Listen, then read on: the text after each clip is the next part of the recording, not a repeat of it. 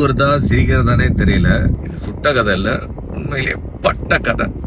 சிரிப்பதா அழுவதா என தெரியவில்லை. என்னிடமிருந்து 15,000 ரூபாய் பணத்தை இணைய கொள்ளையர்கள் ஏமாற்றிவிட்டதாக சின்னத்திரை நடிகர் செந்தில் கவலையுடன் கூறியுள்ளார். இதுகுறித்து அவர் வெளியிட்டுள்ள வீடியோவில் மக்களே மிகவும் உஷாராக இருங்கள் என எச்சரித்துள்ளார். இவ்வளவுதான் நம்ம படிச்சு உலக அறிவுன்னு நினைச்சாலும் ஒருத்தன் சப்பையா ஆன்லைன்ல ஒரு வாட்ஸ்அப் மெசேஜ்ல 15,000 ரூபாய் என்கிட்ட இருந்து ஆட்டையை போட்டாங்க. கதையை சொல்றேன் கேளுங்க, உங்களுக்கும் பயனுள்ளதா இருக்கும். உங்க நண்பர்களோட இதை ஷேர் பண்ணுங்க.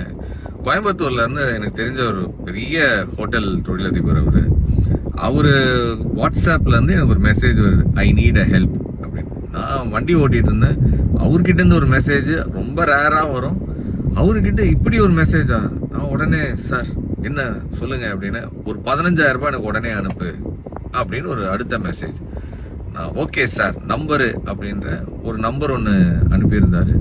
அந்த நம்பரை நான் செக்கு கூட பண்ணல. பணத்தை அனுப்பிட்டு பார்த்தா ஏதோ யோகேந்தர்னு சொல்லிட்டு வேற ஏதோ பேர் வருது.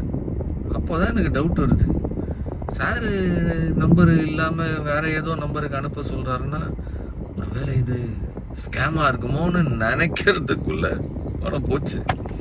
அவருக்கு ஃபோன் பண்ணி கேட்டா நான் நினைச்ச மாதிரியே, என்ன செந்தில் காலையிலே என் ஃபோனை வாட்ஸ்அப்பை ஹேக் பண்ணிட்டான், நீ ஒரு 500வது கால் எனக்கு இந்த மாதிரி பண்ணுறது. இத்தனை பேர் பல பேருக்கு மெசேஜ் போயிருக்கு, சில பேர் பணத்தையும் அனுப்பியிருக்காங்க.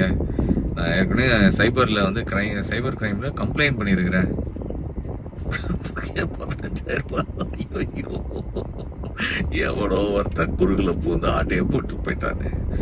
நெக்ஸ்ட் டைம் யாராச்சும் உங்கள்கிட்ட இந்த மாதிரி வாட்ஸ்அப்லேருந்து பணம் கேட்குறாங்க அப்படின்னா தயவு செஞ்சு கன்ஃபார்ம் பண்ணாமல் யாருக்கும் இந்த மாதிரி டக்குன்னு எடுத்து ஒரு எமோஷ்னலில் யோசிக்காமல் அனுப்பி விட்றாதீங்க.